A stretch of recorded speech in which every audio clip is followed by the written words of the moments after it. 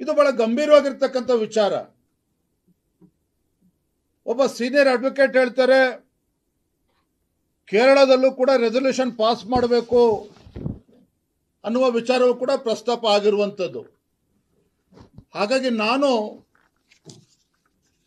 ಗೌರವಾನ್ವಿತ ರಾಜ್ಯದ ಮುಖ್ಯಮಂತ್ರಿಗಳಲ್ಲಿ ಈ ನಾಡಿನ ಈ ದೇಶದೆಲ್ಲ ಸದ್ಭಕ್ತರ ಪರವಾಗಿ, ಹಿಂದೂಗಳ ಪರವಾಗಿ, ಹಿಂದೂ ಸಮಾಜದ ಪರವಾಗಿ ರಾಜ್ಯದ ಮುಖ್ಯಮಂತ್ರಿಗಳಲ್ಲಿ ನಾನು ವಿನಂತಿ ಮಾಡ್ತೇನೆ. ಇವತ್ತು ರಾಜ್ಯ ಸರ್ಕಾರ ಈ ಘಟನೆಯಿಂದ ಏನು ಸರ್ಕಾರಕ್ಕೆ ಇವತ್ತು ಕಳಂಕ ಬಂದಿದೆ, ಆ ಕಳಂಕದಿಂದ ಹೊರಗೆ ಬರಬೇಕಾಗ್ತದೆ. ಈ ಕಳಂಕದಿಂದ ಹೊರಗೆ ಬರಬೇಕಾಗ್ತದೆ. ಈ ದುಷ್ಕೃತ್ಯದ ಹಿಂದೆ ಯಾರೋ ಅಲ್ಲೊಬ್ರು ಇಲ್ಲೊಬ್ರು ಏನೋ ಅರೆಸ್ಟ್ ಆಗಿರ್ತಕ್ಕಂಥದ್ದು ಒಂದು ಭಾಗ ಆದರೆ, ಯಾವ ಯಾವ ಸಂಘಟನೆಗಳು, ವ್ಯಕ್ತಿಗಳು, ದುಷ್ಟಶಕ್ತಿಗಳು ಇದರಿಂದ ಕೆಲಸ ಮಾಡ್ತಾ ಇದೆ, ಇದ್ರ ಬಗ್ಗೆ ಸರಿಯಾದ ರೀತಿಯಲ್ಲಿ ತನಿಖೆ ಇವತ್ತು ಆಗಬೇಕಾಗಿದೆ. ಇವತ್ತೇನು ಧರ್ಮಸ್ಥಳದ ವಿಚಾರದಲ್ಲಿ ಕೆಲವು ದುಷ್ಟಶಕ್ತಿಗಳು ಇವತ್ತು ಅಪಪ್ರಚಾರ ಮಾಡ್ತಾ ಇದ್ದಾರೆ. ಇವತ್ತು ಧರ್ಮಸ್ಥಳ ಮುಗಿದ್ಮೇಲೆ ನಾಳೆ ಇನ್ನೊಂದು ಹಿಂದೂ ದೇವಾಲಯದ ಬಗ್ಗೆನೂ ಕೂಡ ಇದೇ ರೀತಿ ಷಡ್ಯಂತ್ರಗಳು ನಡೀಬಹುದು. ಹಾಗಾಗಿ ಸರಿಯಾದ ರೀತಿಯಲ್ಲಿ ಇವತ್ತು ತನಿಖೆ ಇದು ಆಗಬೇಕಾಗ್ತದೆ.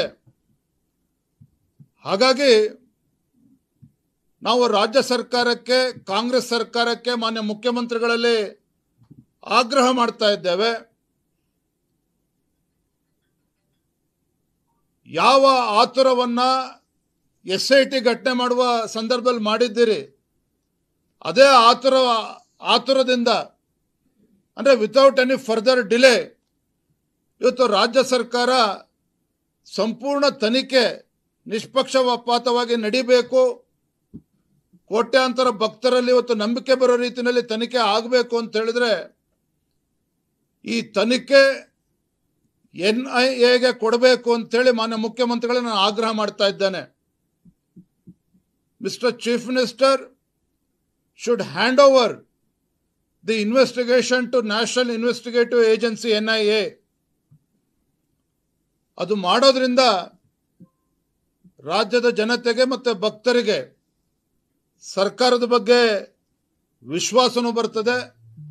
ಆ ರೀತಿ ಭಕ್ತರಲ್ಲಿ ವಿಶ್ವಾಸ ಬರ್ತಕ್ಕಂಥ ನಿಟ್ಟಿನಲ್ಲಿ ಈ ಒಂದು ನಿರ್ಧಾರವನ್ನು ಈ ಕಾಂಗ್ರೆಸ್ ಸರ್ಕಾರ, ಮಾನ್ಯ ಮುಖ್ಯಮಂತ್ರಿಗಳು ತಡ ಮಾಡದೇನೆ ತತ್ಕ್ಷಣ ತೆಗೆದುಕೊಳ್ಬೇಕು ಅನ್ನುವ ಒತ್ತಾಯವನ್ನು ನಾನು ಈ ಸಂದರ್ಭದಲ್ಲಿ ಮಾಡ್ತಾ ಇದ್ದೇನೆ. ಕನೆಕ್ಟ್ ಕರ್ನಾಟಕ, ಇದು ನಿಮ್ಮ ನೆಟ್ವರ್ಕ್.